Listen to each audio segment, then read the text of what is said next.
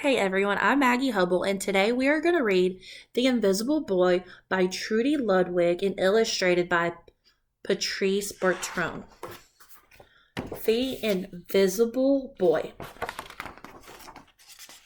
The Invisible Boy is about a little boy named Brian, and in the cover you see that he's starting to have some color in his invisibility.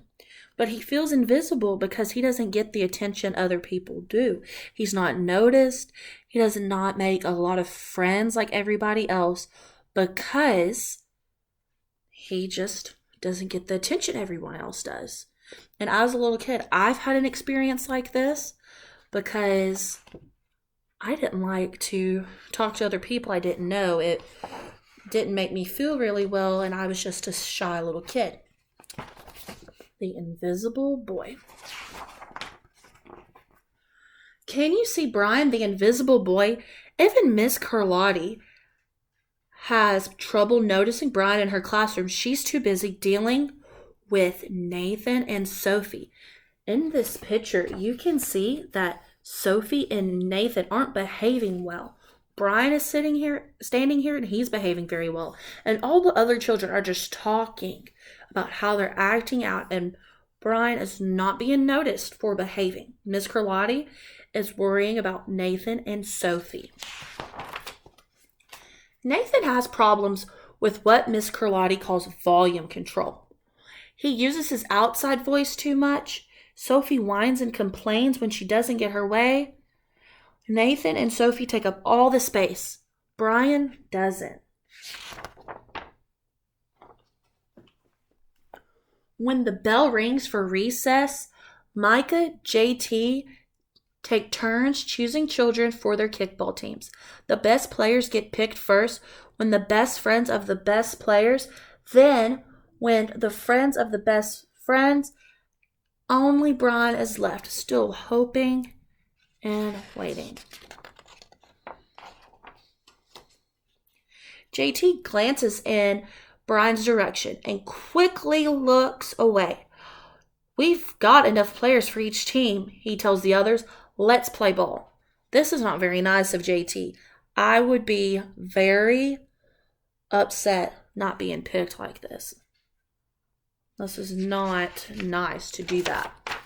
In the cafeteria, Madison and her friends talk about her birthday party. The rope swing over the pool was awesome, says JT. Yeah, so was the water slide, added Fiona.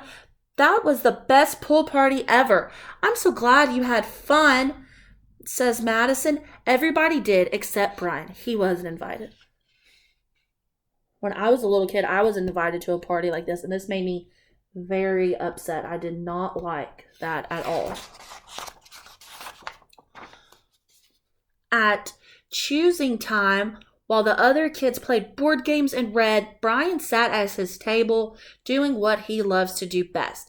He draws fire-breathing dragons scaling tall buildings, space aliens locked in intergalactic battles, greedy pirates digging for treasure, and superheroes with the powers to make friends wherever they go. And you can tell the superhero looks like Brian, so Brian has a hard time making friends.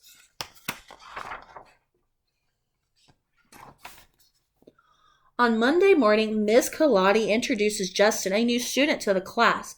Brian smiles shyly at him. Some of the other kids sneak looks at Justin, trying to figure out if he's cool enough to be their friend. They haven't quite made up their minds yet. One of my really good friends was a new student in school, and I loved becoming her friend like this. At lunch, Madison and JT watch Justin eat with chopstick. What's that? Madison asks as she points out Justin's food. It's bulgogi. But what? Bulgogi. It's Korean barbecued beef. My grandmother made it for me. It's really good. Do you want some? There's no way I'd eat bulgogi. And the kids laughed, all of them except Brian. He sits there wondering which is worse, being laughed at or feeling invisible. See, these two can connect with each other because they're not being treated right by their classmates.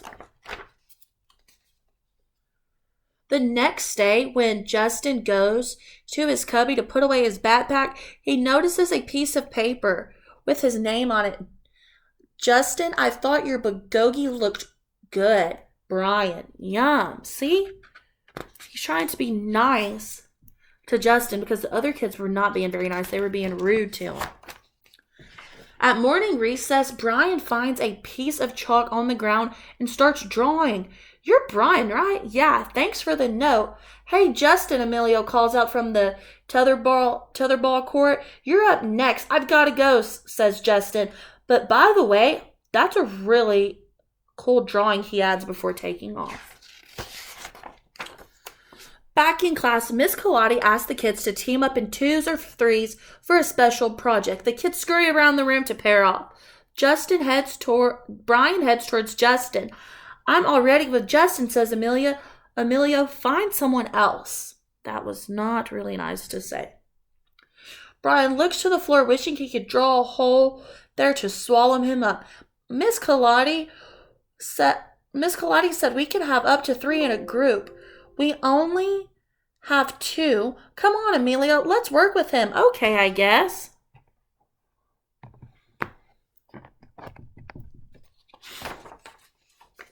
Miss Colati gives class directions for the project. Your assignment is to work together to write a story about what you see in that photo. Use your imagination and have fun. Woo, cool, says Emilio. What kind of people do you think live in these houses like that? I don't know, but I bet Brian could draw them to go with our story, says Justin. Brian smiles and takes out his lucky pen.